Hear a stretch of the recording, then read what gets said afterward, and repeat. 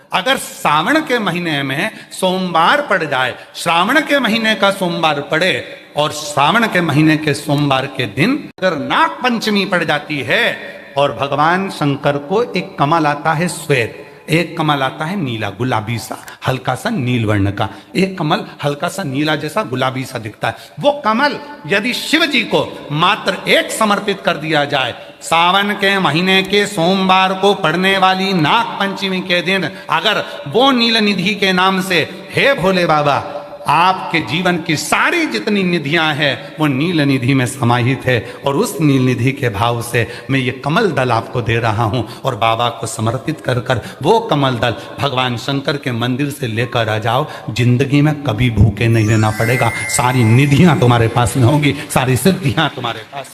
वो नील निधि 33 वर्ष में बाबा जी 33 वर्ष में 6 बार सावन के सोमवार को नाग पंचमी पड़ी। 2026 में सावन के सोमवार को 17 तारीख को बाबा की ये शिवरात्रि फिर पड़ रही है, वापिस नाग पंचमी पड़ रही है, वापिस नाग पंचमी पड़। सावन के सोमवार पर पड़ने वाली नाग पंचमी को निधि पंचमी कहा जाता है, नील निधि पंचमी। भले वो नाग पंचमी है पर वो इतनी निधि दे देती है, तो उसके लिए स्वयं देवाधिदेव महादेव की कथा करती है, स्कंद पुराण वर्णन करती है, शिव पुराण वर्णन करती है। सावन के महीने में जब सोमवार पड़े, सोमवार के दिन नाग पंचमी पड़े, नाग पंचमी के दिन जो नील पुष्प भगवान शिव को कमल का समर्पित कर देता है और उसी कमल के पुष्प को नील निधि के रूप में लेकर आ जाता है, उसके पास में कभी जिंदगी में ना अष्ट सिद्धि की कमी होती है ना नौ निधि की कमी होती है। उसका वैभव, जितने संसार के लोग कर्जे में हैं, भले तुम्हारा बैंक का कर्जा हो, लोन का कर्जा हो, चाहे तुमने दुनिया में कहीं से भी कर्जा ले रखा हो,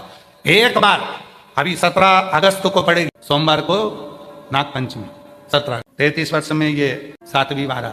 और हमने यहां तक कहा यदि कमल का पुष्प ना मिले तो एक महाराज जी एक पुष्प होता है वो नीले कलर का शंख जैसा हो, जो शिव जी को बड़ा प्रिय है। अगर मान लो तुम्हें नील कमल ना मिले, नील कमल प्राप्त ना हो, कहीं सरोवर तालाब में अभी बहुत बारिश हो रही है, कहीं जाना नहीं, नील कमल नहीं मिल रहा है, तो ये नीला पुष्प अगर आपको मिल जाए, एक बार नील निधि के नाम से शिव को समर्पित करना और बाबा को समर्पित कर कर उसी को वापिस लेकर आना। बाबा मेरे घर में अष्ट सिद्धि नव निधि निवास करे, कृपा करना। 1 साल के अंदर आप सब पत्र में लिख कर भेजोगे, आपको किसी के दरवाजे पर हाथ फेराने की जरूरत नहीं पड़ेगी, भगवान जो वैभव देगा वो देखते बनेगा। फिर हमें ना तो तप करना है, ना साधना करना है, ना कोई उपवास, ना कोई। और एक और चीज बड़ी सुंदर लिखी है महाराज, यदि डॉक्टर ने कह दिया तुम्हारे शरीर में कोई गठान है, बहुत बड़ा कोई रोग हो गया है, ये छूट नहीं रहा है, बहुत तकलीफ में पड़े हुए हो और मिट नहीं रहा, तब शिव जी के शिवलिंग पर एक दुर्वा का मुख हो जलाधारी की ओर जहां से पानी बहता, बेलपत्री का डंडी का मुख हो जहां से जल बहता जलाधारी की ओर, और 2 छोटी छोटी कटोरियों में यदि सावन महीने के सोमवार की नाग पंचमी पर अगर दूध चढ़ाया जाता है और उसको दूध चढ़ी हुई बेलपत्री और दुर्वा दोनों को लेकर आया जाता है, दुर्वा सुबह के समय द्वितीय दिवस में, जिस दिन चढ़ाओगे उस दिन नहीं, द्वितीय दिवस में उसको सुबह सुबह चबाकर खा लीजिए, और बेलपत्री को जिस कक्ष में आप सोते हैं उस कक्ष में उसको रख लीजिए, कहीं पर भी हमेशा के लिए। जो शरीर का रोग है वो धीरे धीरे मिटेगा ही, और 4 से 6 महीने के अंदर बड़े से बड़ा रोग सारी रिपोर्टें नील आकर सामने खड़ी हुई। ये कोई साधारण नहीं है, सावन महीने का सोमवार उस दिन पड़ने वाली नाग पंचमी। आप सबको तो साधुता है, आपकी बार 17 अगस्त को पड़ रही है और बाबा की कृपा से आपको ये कथा श्रवण करने को मिल गई नील निधि की। हर जगह पर वही है, कथा वही है, जल भी आप चढ़ा रहे हो, दूध भी आप चढ़ा रहे हो, बेलपत्र भी चढ़ा रहे हो, पर तरीके अलग है। बाबा जी कई लोग कहते हैं कि हम तो पहले भी जल चढ़ाते थे, हम तो पहले भी बेलपत्र चढ़ाते थे, आप लोग भी चढ़ाते थे पहले भी जल, पहले भी बेलपत्र चढ़ाते थे, पहले भी पूजन करते थे, तो अब ऐसा क्या होने लगा कि अब लोग जल चढ़ाते हैं, अब लोग बेलपत्र चढ़ाते हैं और उनकी मनोकामना पूरी हो जाती है। पहले भी लोग जल चढ़ाते थे, पहले भी मंदिर जाते थे, फिर आज के जमाने में ऐसा क्या कर दिया जो दुनिया के लोगों के काम होने लगे? हुआ कुछ नहीं, शिव महापुराण ने यही करा। शिव कथा में बेलपत्री सब चढ़ाते थे, जल सब चढ़ाते थे, पर उसको चढ़ाने का जो तरीका है बस वो आपने अपनी जिंदगी में उतार लिया और उसका फल मिलना प्रारंभ हो गया। सावन के महीने में जो सोमवार है उस दिन नाग पंचमी, उस दिन नील निधि का प्रयोग करिए। आप कितने भी, हम तो यहां तक कहेंगे जितने किसी ना किसी रूप में कर्ज में डूबे, परेशान है, दुकान नहीं चल रही, व्यापार नहीं चल रहा, परेशानी हो गई, कोई ने जमीन पर कब्जा कर लिया, कोई ने कुछ कर लिया, कोई ने कुछ कर लिया, जितने हैं सब करो। और एक नील पुष्प, नील कमल के भाव से, नीला कमल मिल जाए तो ठीक है, नहीं मिले तो नील पुष्प जो अभी दर्शन कराया। अब आते हैं जिनके बच्चे एजुकेशन कर रहे हैं, पढ़ाई कर रहे हैं, कंपटीशन एग्जाम दे रहे हैं और उन बच्चों का सिलेक्शन नहीं हो रहा, और ये कथा स्वयं विश्वनाथ बांचने के लिए आए। जितने बच्चे एजुकेशन कर रहे हैं और जितने बच्चे कंपटीशन एग्जाम दे रहे हैं, रिजल्ट नहीं आ रहा, 1 नंबर से, आधे नंबर से, 1.5 नंबर से, 2 नंबर से रह जा रहे हो, तो प्रयास। सावन के महीने के सोमवार की नाग पंचमी के दिन, सोमवार की नाग पंचमी के दिन लाल चंदन बाजार में होता है, लाल चंदन, उस लाल चंदन का लेपन घिस लो, उसको घिसकर बेलपत्री की दोनों पत्तियों में, नीचे वाली दोनों पत्तियों में उस लाल चंदन का लेपन, बेलपत्री के नीचे वाली दोनों पत्तियों में लाल चंदन का लेपन करिए, और ऊपर वाले पत्ते पर केवल बोलते हैं मौली, लच्छा, नाड़ा जो भी है वो बीच वाली पत्ती पर रखकर देवाधिदेव महादेव को समर्पित कर दीजिए और बाबा पर 1 लोटा जल चढ़ा दो। शिव जी से प्रार्थना कर कर बेलपत्री वहीं छोड़ो, लच्छा लेकर आ जाओ और अपने हाथ में या अपने कमरे में उसको संभाल कर रखो। जब तुम्हारा विल पावर कमजोर हो, जब तुम्हें लगे कि मुझे ये कंपटीशन एग्जाम निकालना है, उस समय पर भले एग्जाम में तुम्हें बांध कर नहीं जाने दें, पर उसके पहले तक भी तुम्हारे शरीर के पास में वो लच्छा होना चाहिए। फिर भले उतार कर जाओ, एग्जाम देकर आओ, फिर पत्र इस व्यासपीठ पर तुम्हारा जरूर होगा, मिले। वो साधारण नहीं है। सावन के महीने के सोमवार को पढ़ने वाली शिव नाग पंचमी को नील निधि पंचमी कहते हैं। उस नील निधि का मतलब है सारी सिद्धियां एक ही निधि में प्राप्त हो। नाग पंचमी है। संपूर्ण सनातन वासियों को मेरी ओर से नाग पंचमी की बहुत बहुत बधाई, और चौरसिया समाज को आज बहुत बहुत, संपूर्ण विश्व की चौरसिया समाज को हमारी ओर से बहुत बहुत नाग पंचमी की बधाई हो, क्योंकि पूरा चौरसिया समाज कोई दूसरा नहीं है। संपूर्ण विश्व का चौरसिया समाज मेरे शेष नाग और भगवान के गले में रहने वाले वासुकी नाग के कृपा पात्र हैं, आशीर्वाद के पात्र हैं। संपूर्ण चौरसिया समाज को बहुत बहुत। श्रावण के महीने की पंचमी, चाहे नाग पंचमी हो, चाहे श्रावण महीने की शुक्ल पक्ष की, चाहे कृष्ण पक्ष की पंचमी हो, शिव जी पर जल चढ़ाया गया। और समझ लो अच्छे से, श्रावण महीने की पंचमी के दिन देवाधिदेव महादेव पर चढ़ाई गई शमी पत्र, शंकर भगवान पर चढ़ाई गई शमी पत्र, आस्तिक मुनि का नाम लेकर, कौन से मुनि?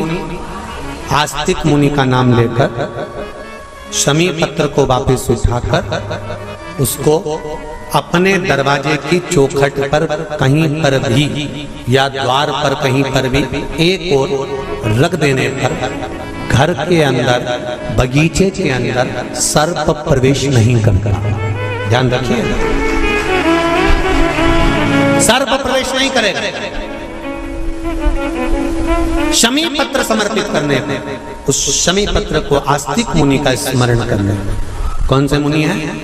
आस्तिक मुनि का स्मरण करने पर भीतर घर के अंदर बगीचे में सर्प भी प्रवेश नहीं। उस शमी पत्र में जया, विषहरा, शामली वारी, दौतली और देव, ये 5 कन्याओं का भाव प्रकट हो जाता है और वो कन्याएं हमारे घर के द्वार की रक्षा करती हैं। तुम्हारे घर की बहन बेटी क्या करती है? तुम्हारे घर की बहन बेटियां क्या करती हैं? घर में बहन बेटी आती हैं तो बद्दुआ देकर नहीं जाती। घर में कन्याएं रहती हैं, बद्दुआ नहीं देती।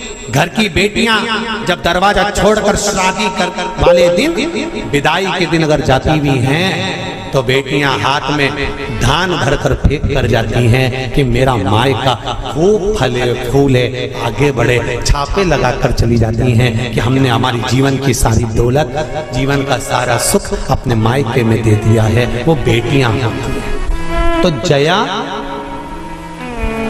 विषहरा, शामली बारी, दौतली, देव, ये उस घर में निवास करती हैं जिससे ये घर में हम रक्षा कर सकते,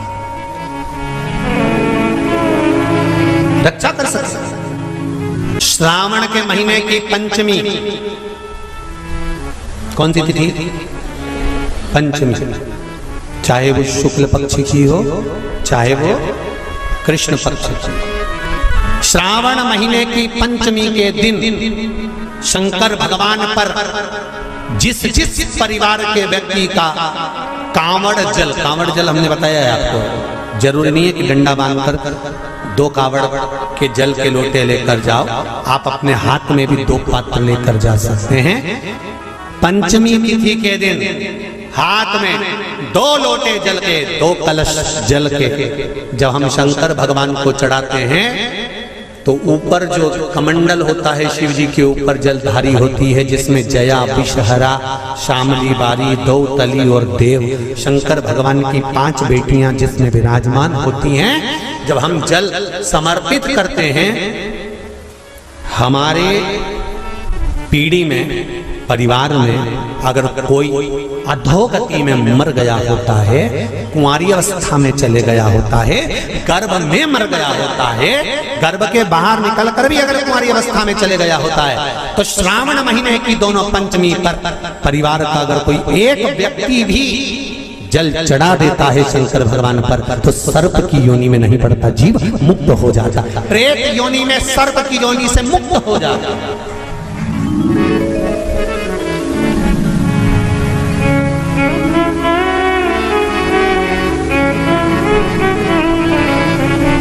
महाराज, हमारे यहाँ सांपों की पूजन कौन से दिन होती है, कौन सी तिथि में करते हैं? जम के बोलो जरा। नाग पंचमी। नाग पंचमी का मतलब क्या है? सांपों की पूजन करो। नाग पंचमी का मतलब होता है शंकर जी के मंदिर में जाकर 1 लोटा जल समर्पित कर दो। उसका कारण क्या है कि हमारे परिवार में, हमारे कुटुंब में कोई 7 कुटुंब में, परिवार में कोई 7 पीढ़ी के अंतर्गत भी अगर कोई जीव तड़प रहा होता है, पड़ा हुआ होता है, उसकी मुक्ति नहीं होती है, तो पंचमी का चढ़ा हुआ जल उस जीव को प्राप्त हो जाता है और वो जीव तर जाता है, उसका फिर जन्म नहीं होता, वो तर, इसको मुक्तता कहता है, इसको मोक्ष कहता है।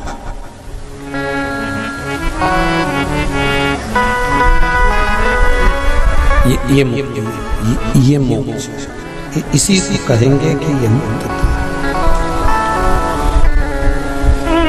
महाराज,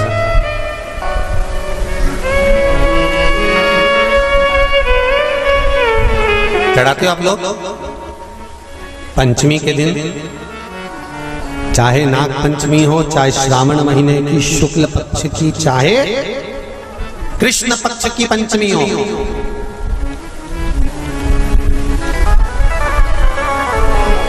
शिव जी पर जल चढ़ाया गया। और समझ लो अच्छे से, श्रावण महीने की पंचमी के दिन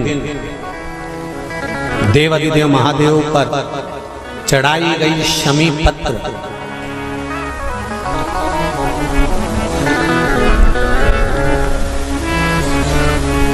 शंकर भगवान पर चढ़ाई गई शमी पत्र आस्तिक मुनि का नाम लेकर, कौन से मुनि? आस्तिक मुनि का नाम लेकर शमी पत्र को वापस उठाकर उसको अपने दरवाजे की चौखट पर कहीं पर भी या द्वार पर कहीं पर भी एक ओर रख देने पर घर के अंदर, बगीचे के अंदर सर्प प्रवेश नहीं करता। ध्यान रखिए, सर्प प्रवेश नहीं करेगा।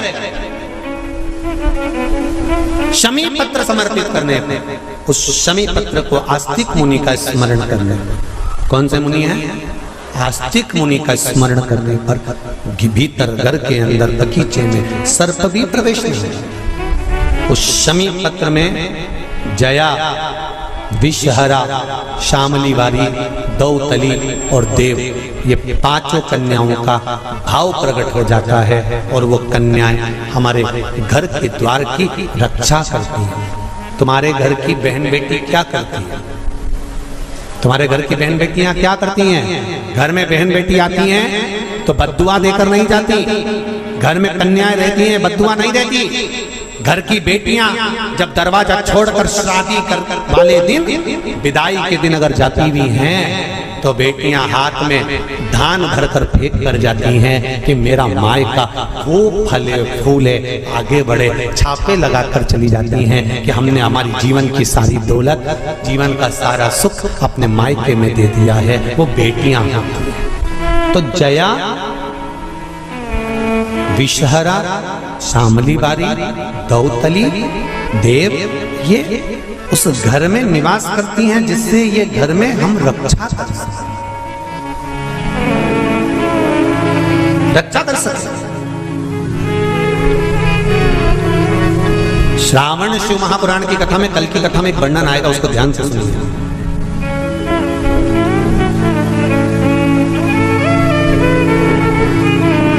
उदर, पेट, सारी बीमारियों का केंद्र बिंदु है। सारी बीमारियों का केंद्र बिंदु हमारा उदर। कहीं इसमें तकलीफ होती है, एसिडिटी बन जाती है, कोई बड़ी बड़ी बीमारियां इसी के माध्यम से, पेट के माध्यम, तो उसके लिए कल की कथा में श्रावण के महीने का बड़ा सुंदर भाव प्रकट होगा कि हमारे उदर से जुड़े हुए प्रॉब्लम, केवल एक तिथि और एक ही दिन शंकर भगवान पर जल चढ़ाकर उस जल का 3 बार आचमन करने पर ही उदर की बीमारी मिट जाती है। वो श्रावण के महीने का बड़ा सुंदर कथा है, उसको अपन श्रवण करते हुए आगे बढ़ेंगे। वो श्रावण, सावन के महीने में पार्वती जी ने और गंगा जी ने ये चतुर्मास में जितना सौभाग्य का दान दिया है, उनके बराबर दुनिया का कोई व्यक्ति इतना सौभाग्य का दान नहीं दे सकता। सौभाग्यवती नारियां अखंड सौभाग्य के लिए भाग्य सूचक वस्तुओं का जो दान करता है वो जीवन में कभी विधवा नहीं होता। महाराज वो 8 वस्तुएं बताई हैं। पहला कुमकुम, दूसरा पुष्प, चाहे लाल हो, चाहे सफेद हो, चाहे पीला हो, पुष्प कोई भी हो। तीसरे नंबर पर है चंदन, चौथे नंबर पर है तांबुल, 5वें नंबर पर है काजल, 6ठे नंबर पर है ईख, क्या बोलते हैं यहाँ पर ईख को, क्या बोलते हैं, गन्ना, ईख। 7वें नंबर पर है लौंग, खाने वाली जो लौंग होती है, लौंग। 8वें नंबर पर है जीरा, जीरा ये भी सौभाग्य सूचक है। कर जो दान दे देता है वो नारी कभी विधवा होकर नहीं जाती, 7 जन्म तक अखंड सौभाग्यवती रहती है, अखंड सौभाग्य। 7 बेलपत्र भगवान शंकर के शिवलिंग पर चढ़ाकर सावन के महीने में 2 लोटा जल शंकर भगवान को, आप लोगों को मालूम है ना, सारे समय पर 1 लोटा जल और सावन में 2 लोटा जल। सावन के महीने में 2 लोटा जल शिव जी को चढ़ाया। और अगर चिंता ज़्यादा है, टेंशन ज़्यादा है, डिप्रेशन चल रहा है, गोलियों पर गोलियां खाना पड़ रही है, बीपी की गोलियां बार बार खाना पड़ रही है, तो ब्रह्मेश्वर महादेव का नाम लेकर शिव पर 7 बेलपत्र चढ़ाकर, और अगर 7 ना हो तो 5, 5 ना हो तो 3 बेलपत्र शिव को चढ़ाकर दोनों हाथों के लोटे का जल धीरे धीरे शिव जी पर चढ़ाएं और उसी में से थोड़ा सा जल लेकर जो बहुत टेंशन में हो, डिप्रेशन में हो, चिंता में हो, उसको उस जल का आचमन कराना प्रारंभ करो। 3 से 4 दिन के अंदर वो डिप्रेशन से बाहर निकलेगा, अपने कार्य में रुचि रखेगा और उसको प्रसन्न करेगा। ब्रह्मेश्वर महादेव, बोलो कौन से महादेव? ब्रह्मेश्वर। बोलो ब्रह्मेश्वर महादेव की। कहे गुरुजी हमारा इतना कर्जा हो गया, गुरुजी इतना कर्जा हो गया गुरुदेव, वो कर्जा समाप्ति नहीं हो रहा, हमारा पैसा विदेश में उलझ गया, हमारा पैसा किसी ने खा लिया, हमारा पैसा नहीं आ रहा, हम तो जगह जगह से कर्ज ले लेकर अपना कर्जा चुका रहे हैं, वापिस कर्जे में डूबते जा रहे हैं। हमारा निवेदन है शिव जी के मंदिर में भगवान शंकर को अगर आप जल चढ़ाने के लिए रोज जाते हो, प्रतिदिन जाते हो, आप जब शिव जी को जल चढ़ाते हो तो आप जल चढ़ाने के बाद अपने हाथ की ये 3 रेखाएं, ये 3 उंगलियां, अपने हाथ की ये 3 उंगलियां 3 स्थान पर स्पर्श करो। शिवलिंग का स्पर्श, जगत जननी दुर्गा भवानी अर्थात जिस पे शिवलिंग रखा हुआ है वो जलाधारी का स्पर्श, और तीसरा जैसे ये पानी चढ़ाने के बाद ये पानी यहाँ आता है और यहाँ से जो नीचे गिरता है, जितनी मोटाई शिवलिंग की जलाधारी की है, उस जगह पर अपनी 3 उंगली का स्पर्श तुमरुकेश्वर महादेव के नाम से करो और यही 3 उंगली लाकर अपने घर के दरवाजे पर स्पर्श करो। धीरे धीरे गया हुआ पैसा वापिस आएगा और कर्जे से तुम मुक्त जरूर हो। इतनी अड़चने, जीवन की जितनी अड़चने हैं, ये तुमरुका जी के नाम का स्मरण करने से, तुमरुकेश्वर महादेव का स्मरण करने से छूट जाए। सावधानी से समझना, सावन का महीना है, बहुत प्रेम से समझिएगा। शिव की परिक्रमा जब हम करते हैं, उस परिक्रमा का फल हमें बाबा कब प्रदान करते हैं वो समझने वाला विषय। हमारे शास्त्र कहते हैं कि शंकर की 3 परिक्रमा करो या भगवान की 3 परिक्रमा करो या देवता की 3 परिक्रमा करो। परिक्रमा का फल कब मिलता? परिक्रमा का अंश फल कब मिलता? शिवलिंग जलाधारी मंदिर के बीचों बीच है। जब मंदिर के बीचों बीच है, नंदी बाहर है, आपने परिक्रमा करना प्रारंभ करा, पूजन करने के बाद यहाँ तक गए, यहाँ से पानी बहता है, जल बहता है, तो हम इसको लांघते नहीं हैं। नहीं लांघते ना, इसको लांघते नहीं है। जब हम परिक्रमा करने के लिए यहाँ तक जब पहुँचते हैं, पहुँचने के बाद यहीं से थोड़ा सा पीछे हटकर हमको शंकर के शिवलिंग के वहीं से खड़े होकर नंदी का दर्शन करना चाहिए। जब हम परिक्रमा कर कर वापिस लौटते हैं, नंदी का इस शिवलिंग के सम्मुख से जब बाहर बैठे नंदी का हम दर्शन करते हैं और वापिस अपनी जगह पर आकर खड़े होते हैं, तब हमारी परिक्रमा एक पूरी मान ली जाती है और उसका फल हमें प्राप्त होता है। उस परिक्रमा का फल, हाँ, हमने शंकर भगवान की परिक्रमा करी, किसी ने कहा आदि परिक्रमा करो, हम यहाँ तक गए, यहाँ से लौटकर वापिस आ गए। उस परिक्रमा करते समय हमने नंदी का दर्शन एक बार भी नहीं करा। अगर नंदी का दर्शन नहीं करा तो उस परिक्रमा का कोई फल हमें प्राप्त नहीं हो सकता। उस परिक्रमा का कोई फल हमें प्राप्त नहीं। अब 3 परिक्रमा हमारा वर्णन किया, तो 3 परिक्रमा क्या करोगे? यहाँ वापिस आओगे, यहाँ वापिस जाओगे क्या? बोलो जम के, वापिस जाओगे क्या? नहीं। 3 परिक्रमा शंकर भगवान की जो वर्णन करी गई, यहाँ से चले, यहाँ पहुँचे, पहुँचने के बाद आपने यहाँ शिव जी का शिवलिंग के वहीं से नंदी का दर्शन करा, फिर वापिस पलटे, फिर नंदी का दर्शन करा, फिर पलटे, फिर नंदी का दर्शन करा। यहाँ खड़े होकर आप जब 3 बार नंदी का दर्शन कर लेते हो, एक ही परिक्रमा में 3 बार नंदी का दर्शन कर लेते हो, तो 3 परिक्रमा का फल प्राप्त हो जाता है और हमारा वो कार्य सफल हो जाता है। 3 परिक्रमा का फल हमें प्राप्त